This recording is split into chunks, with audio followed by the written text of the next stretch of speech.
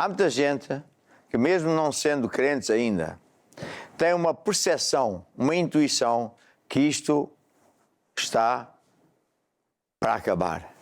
É muita coisa a acontecer ao mesmo tempo. E, na verdade, isso vem na Bíblia e vem no Apocalipse. O próprio Jesus falou do fim do mundo. Agora, o que se calhar pouca gente sabe é que esta não vai ser a primeira vez que Deus vai acabar o mundo. Pelo menos a terceira vez. A primeira vez foi quando Deus refez o mundo, que estava todo estragado. E isso vem em Gênesis. Deus diz que recriou tudo de novo e fez o homem à sua imagem e semelhança. De todos os seres que Deus fez, o único que foi feito à imagem e semelhança de Deus foi o homem. Depois Deus viu que não era bom que o Adão estivesse sozinho e criou uma companheira adjutora para que estivesse com ele. E assim veio a Eva. E depois Deus vivia com o homem. Deus queria criar uma família com o homem. Deus tinha prazer em estar com esta criatura maravilhosa. Mas havia um ser que outrora tinha sido um ser fantástico, chamado Lúcifer. Tinha sido como que um braço direito de Deus, que durante, sabe-se lá quantos séculos, foi perfeito. Mas subiu ao coração dele o orgulho. Eu também consigo. Eu também sei fazer o que Deus sabe fazer.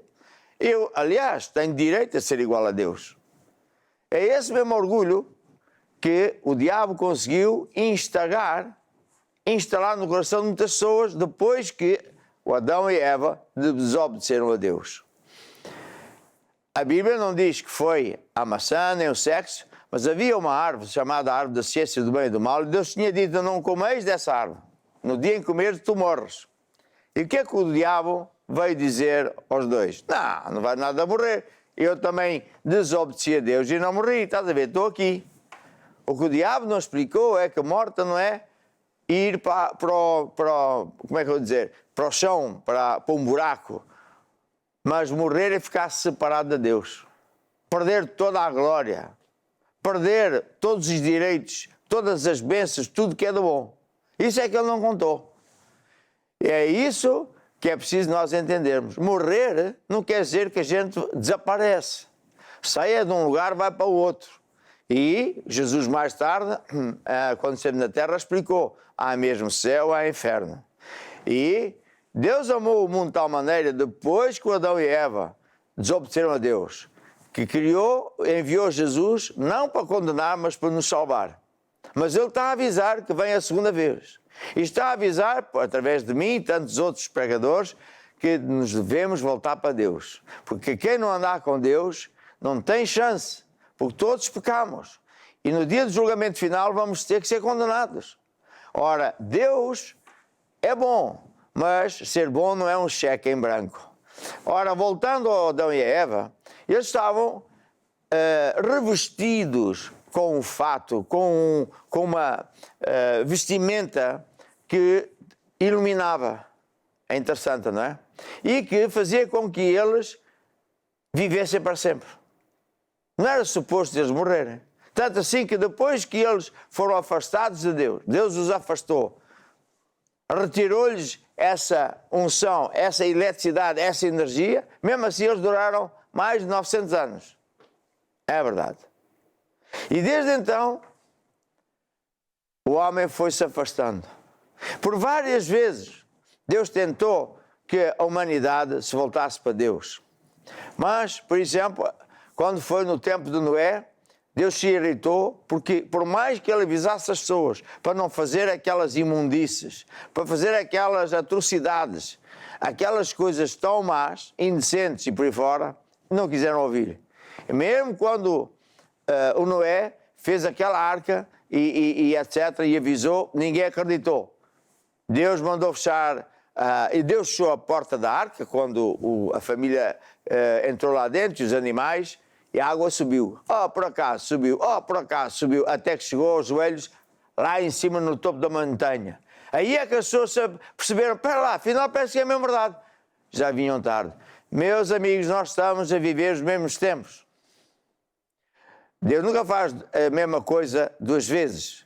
Desta vez aconteceu este fenómeno intrigante. Um vírus que ao princípio parecia uma mera constipação, uma gripe, e está a afetar toda a gente. É hora de nos voltarmos para Deus, porque o mundo vai mesmo terminar. Aqui ao meu lado tenho a Cris, que é a minha esposa. Tudo bem contigo? Tudo bem. Claro.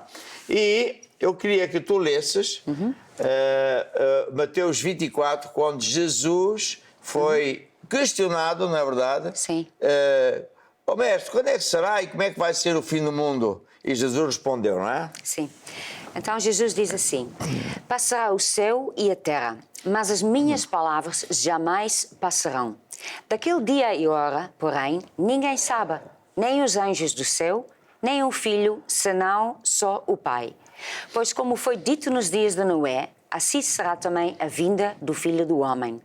Porquanto, assim como nos dias anteriores ao dilúvio, comia, bebia, casava, dava-se em casamento, até o dia em que Noé entrou na arca. E não o percebera, até que veio o dilúvio, e os levou a todos. Assim será também a vinda do Filho do Homem. Então, estando 2 homens no campo, será lavado um e deixado outro. Ninguém sabe quando é que vai ser o dia, nem sequer o próprio Jesus, só Deus o Pai. Mas pode ser enquanto você e eu vivemos, ou pode ser mais tarde. Se por acaso Jesus viesse hoje, iria-se dar o fenómeno chamado arrebatamento. É que quem tiver Jesus sobe e os outros ficam na terra para um tormento cada vez pior.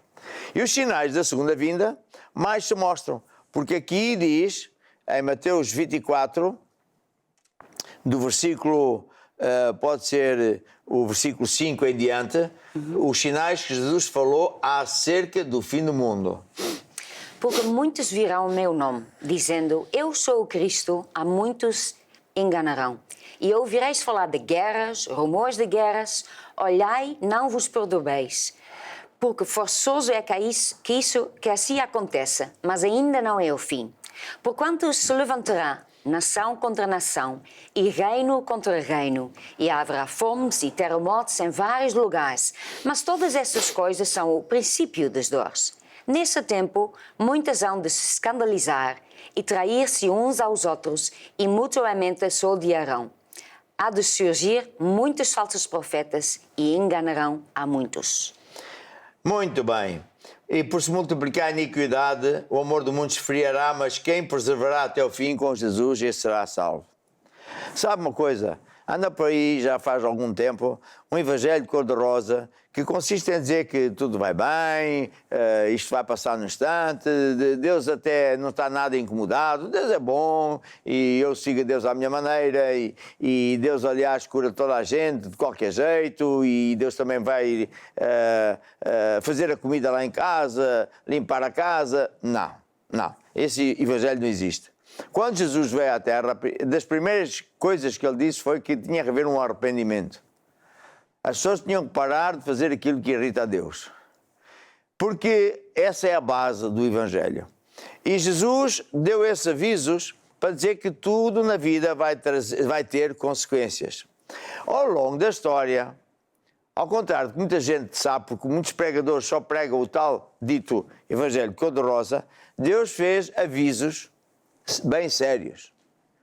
Por exemplo, quando foi, como eu já falei no caso de Noé, Deus avisou aquela gente durante anos e anos. Não quiseram saber e Deus cumpriu aquilo que ele tinha dito. As consequências foram mesmo terríveis. Só salvaram aquelas poucas pessoas.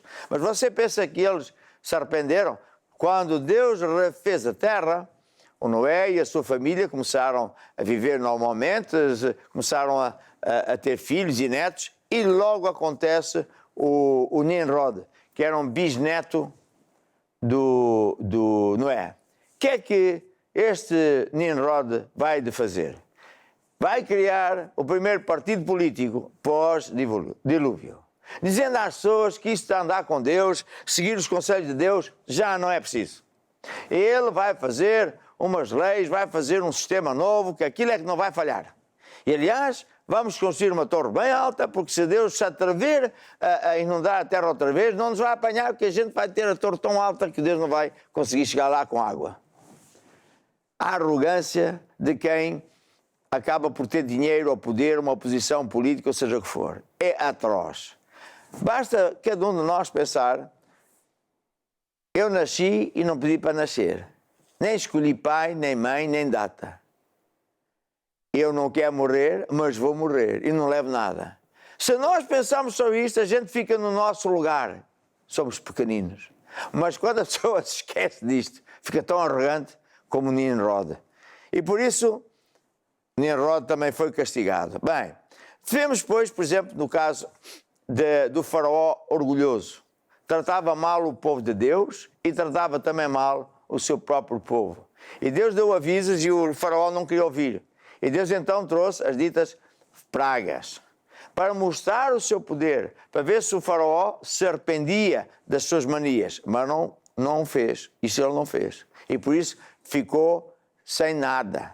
Vemos outro caso, que era no tempo do Josafá, um rei bom de Deus. 3 exércitos vieram para atacar o povo de Deus. E Josafá, o rei do povo de Deus, não tinha chance. Mas ele clamou a Deus. Clamou pelo pacto de sangue que um crente a sério tem com Deus. E Deus disse: sim, senhora, afasta-te que a guerra é minha.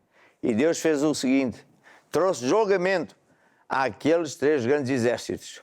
Fez com que um fizesse guerra ao número 2, 2 ao número 3, 3 ao número 1, mataram-se todos e tudo o que era daqueles reis foi parar às mãos dos crentes. Lá está um julgamento de Deus. Houve até um caso de um homem chamado Rei Saul, que também desobedeceu, Deus pôs um risco e disse: estou cansado dele, e entregou ao próprio diabo. Para dizer o que é tudo isto? Que Deus é mau? Não. Deus é bom, mas não é palerma. Deus não tolera mais do que uma certa dose. E quando, como os portugueses dizem, chega a mostarda ao nariz de Deus, a coisa fica séria. E quanto a mim, o que está a passar é exatamente isso. Eu estava a rever imagens de guerras do Iraque, da África, em que matam-se milhões de pessoas. Nós, próprios europeus, com os nossos impostos, fomos participantes da morte de muita gente no Iraque, na Líbia, na Síria, no Afeganistão, a troco dos poderosos ficarem com ouro, com prata, com platina, com petróleo, com gás, com minérios. E nós continuamos a ser os escravos. E Deus está cansado disso.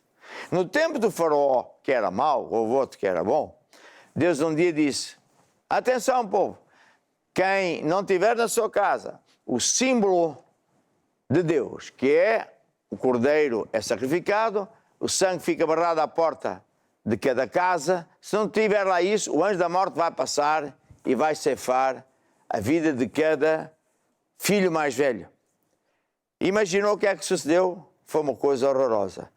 E continua a dizer: isto não é uma má notícia, isto é uma boa notícia, porque Deus está-nos a avisar que devemos todos voltar para Deus, porque Deus não tem prazer nenhum que as pessoas que vão para o inferno. Mas isto Deus não tolera, que tendo nós este tempo aqui na terra, que continuamos a não ligar nenhuma a Deus e muitas vezes gozamos a Deus, enxovalhamos o nome de Deus, tratamos mal a casa de Deus, fazem leis contra Deus, mas exaltando o que é indecente, o que é imoral. E, portanto, é hora da gente pensar em 2 de Crónicos. Deus está a olhar para cada um de nós, a ver se a gente muda. Deus está a trazer avisos às nações, aos poderosos, àqueles que provocam guerra, aos políticos corruptos, não é que são todos, os ladrões, os juízes que são corruptos, também não são todos. E esta é a hora. Mas há um espírito enganador que anda por aí, que diz assim: tu não precisas nada de te converter, tu tens a medicina, tens a ciência, tens a tecnologia, tu tens a política. E Deus diz com escárnio o mesmo que disse Jesus em Mateus 19, 23. Jesus disse em 19, 23, depois em Lucas 12, já vou pedir à minha esposa para ler, há algo muito importante para os dias de hoje. Jesus diz então aos discípulos: nota bem o que vos digo. É muito difícil um homem rico entrar no reino dos céus. E porquê? Não é porque ele é rico. Deus é a pessoa mais rica do mundo. Deus é o criador da riqueza. Então Deus não é contra a riqueza. Deus não é contra sermos prósperos. É contra as coisas nos possuírem. É contra nós não ligarmos nenhuma ao Criador e fazermos dessas coisas deuses.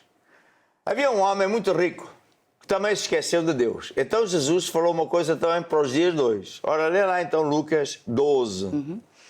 Propôs-lhe então uma parábola. Jesus propôs àquelas pessoas, Sim, uma quando ele estava parábola. a pregar, Sim. propôs uma parábola. Dizendo: o campo de um homem rico produzira com abundância. Ele arrazoava consigo, dizendo: que farei? Pois não tenho onde recolher os meus frutos. Diz então: farei isto: derribarei os meus celeiros, edificarei outros maiores, e ali recolherei todos os meus cereais e os meus bens. E direi à minha alma: alma, tens em depósito muitos bens para muitos anos, descansa, coma, beba e regala-te. Regala-te, faz festa, oh alma, então tu és rico, és poderoso, qual é o teu problema? É como se Deus dissesse assim para certas pessoas nos dias de hoje, porque são muitas. Tu dizes: eu não preciso de Deus, tenho medicina, política, tenho a reforma, salário garantido. E Deus respondeu assim: é um louco, esta mesma noite vou requerer mandar vir a tua alma, acabou tudo. E o que é que tu vais ganhar com isso? Nada. E a grande questão, nestes tempos em que estamos notoriamente muito perto do fim do mundo, os sinais estão todos aí. Eu, num destes dias, vou mostrar imagens que correspondem 100% àqueles sinais de tempestades, pestes. Nós temos uma peste, isto chama-se uma peste. Guerras por aí fora, e você vai ver quão perto nós estamos de um cataclismo da ordem do Apocalipse. Bem, e a grande questão que se põe é: aonde está a sua confiança? Em quem é que você confia? Em Deus ou noutros deuses de pequenino? Porque aí é que está o âmago da questão. É isso que Deus quer corrigir, endireitar. Nós temos que mudar, pondo Deus no topo. Temos que pôr Deus em primeiro lugar, acima de tudo e de todos. Jesus disse: eu não vim à terra para trazer paz, mas espada, separação entre aquele que quer andar com Deus e aquele que não quer andar com Deus. Até dentro da casa Deus traz divisão. Aquele que amar mais o pai e a mãe não é digno, e do que Jesus não é digno de Jesus. Veja o que Jesus disse. Então, a pergunta é esta: em quem é que nós vamos confiar a partir de agora? Será que é na política? Eu acho que não. Não dá para a gente acordar e lembrar: espera lá, nos últimos, nem é preciso ir mais longe, 10 anos. O que é que esses políticos têm feito em Portugal e no resto do mundo? Roubar. Ir aos bancos, tirar o dinheiro e depois vá para os cofres deles e para os amigos, e depois ainda temos que pagar nós com os impostos. Que é feito daquelas promessas falsas que nunca acontecem? Você acredita nisso? Então já está enganado. Porque o sistema do político não funciona. E se funciona um dia, amanhã já não funciona. Eu não estou a dizer que Deus é contra a política, ou que todos os políticos são maus. Mas sabe, às vezes uma minoria, como é que se põe no pão? Fermento. E leveda aquilo tudo. É isso que se passa. Muitas vezes são os maus que controlam os bons, controlam até juízes para praticar toda a maldade. Está a ver? E a questão está: em quem é que confiamos? Há muita gente que é toda a favor do comunismo, outros é do capitalismo, outros é da democracia, da monarquia. Ouça, sempre que há um sistema novo, parece que floresce durante um tempo e depois vai tudo abaixo. Porquê? Porque o Senhor diz aqui em Salmos: desfaz o conselho das nações, anula os intentos dos povos quando os povos não se voltam para Deus. Você pode ter a coisa melhor deste mundo, mas se não se volta para Deus, Deus parte dessa coisa. Será que a sua confiança está na ciência? Olha, eu era engenheiro e continuo a ser engenheiro. Não sou nada contra a engenharia, nem ciência. Eu gosto muito da ciência, uso o máximo possível a tecnologia moderna para o uso de Deus. E não sou contra os médicos, sou a favor dos médicos. Deus aqui é o autor de tudo que é bom, mas espera lá. Será que eu vou pôr a ciência acima de Deus? A ver? Porque a Bíblia diz claramente em várias partes que os sábios se tornam loucos. O apóstolo dizia a Timóteo: pá, tu não fiz como os outros, não confies nas ciências, nas falsamente chamadas ciência. Na ciência o homem procura explicar tudo. A ver?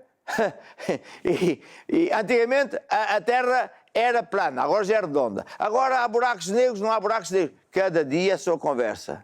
E a pessoa esquece. Ele não pediu para nascer, não quer morrer e ainda não percebeu que ele não é assim tão poderoso. Na ciência, o homem vai inventando coisas boas, sim, é bom, mas na verdade, quando a gente vai ver, o povo cada vez está mais amarrado.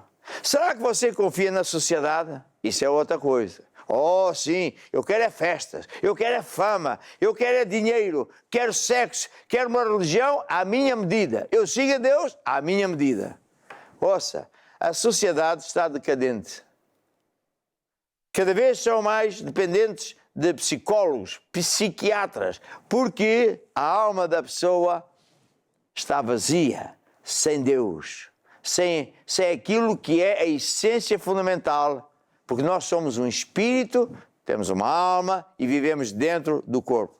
Confiamos na medicina. Ouça, eu já disse, eu já tive até que levar crentes aos médicos. Eu sou amigo de médicos, temos médicos na igreja. Mas espera lá, eles são limitados. A ciência da medicina evoluiu muito, mas estamos a ver os resultados com esta pandemia. Estamos a ver que, afinal de contas, não somos assim tão poderosos. E por isso, só uma conclusão. Temos todos que nos voltar para Deus. Quando nós nos voltamos para Deus, fazemos o nosso melhor. Porque Deus até diz: aquele que não trabalha, que não coma. Isso ia ser muito bom para a dieta de muita gente que eu cá sei. Mas nunca podemos pôr Deus fora das coisas. Porque não estando Deus dentro da nossa sociedade, da nossa casa, da nossa vida, a coisa fica muito complicada. E agora, para terminar este bloco, eu queria chamar a atenção a todos aqueles que já são crentes. Seja da nossa igreja, seja de que igreja for. Você sabe o que eu estou a falar. Você sabe que isto vem na Bíblia.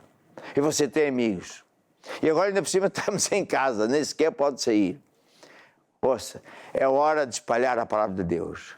É hora da gente não pensar em muito mais coisas. Podemos pensar, mas onde temos que nos concentrar é na evangelização. Falar de Jesus a torto e a direito, usando Facebooks, WhatsApps, internets e sei lá que mais, todas essas coisas, está a ver?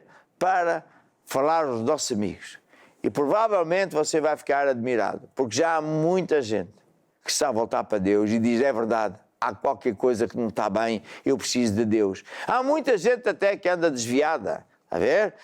Porque já não tinha tempo para Deus e está a ver que a coisa está a ficar muito séria e estão-se a voltar para Deus. Por isso, eu quero exortar a vocês todos que já são crentes, não só, claro, a não saírem da presença de Deus, da comunhão com Deus, mas falar de Jesus a toda a gente, para que toda a gente se possa voltar para Deus.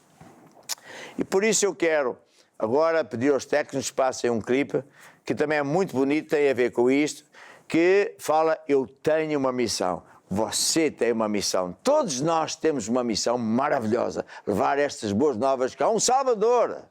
E tudo isto são avisos de Deus para que a gente se salve. Tudo isto está a acontecer, são avisos de Deus para que a gente leve os outros a olharem para Deus, para Jesus Cristo. Vamos então ver o clipe.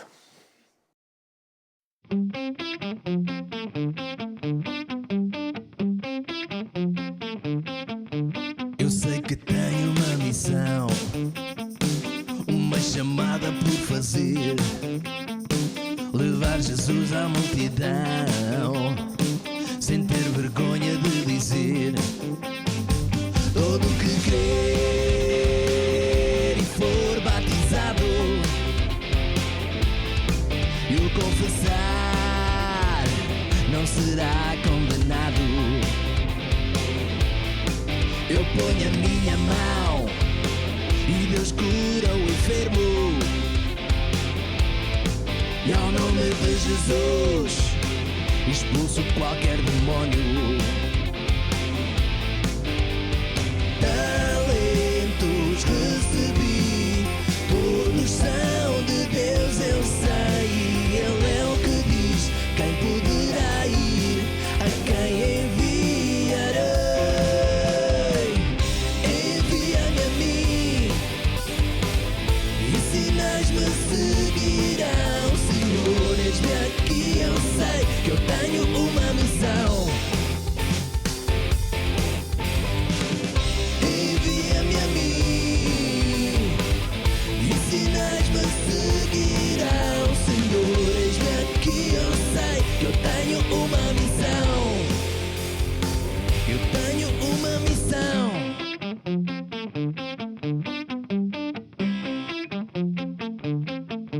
Yo sé que tengo una misión, tengo un llamado por hacer, dar Jesús a la multitud, sin vergüenza de decir, el que creyere fuere bautizado y confesar y no será condenado.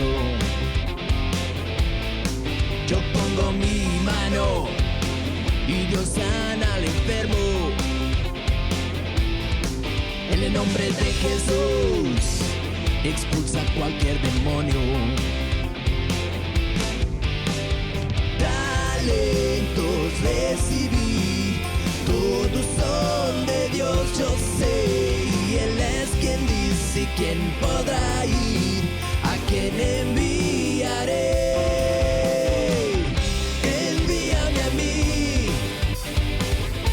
Señales me seguirán, Señor, heme aquí, yo sé que tengo una misión. Envíame a mí y señales me seguirán, Señor, heme aquí, yo sé que tengo una misión. Eis-me aquí, Señor, envíame a mí. E sinais me seguirão, Senhor, eis-me aqui, eu sei que eu tenho uma missão. Envia-me a mim e sinais me seguirão, Senhor, eis-me aqui, eu sei que eu tenho uma missão.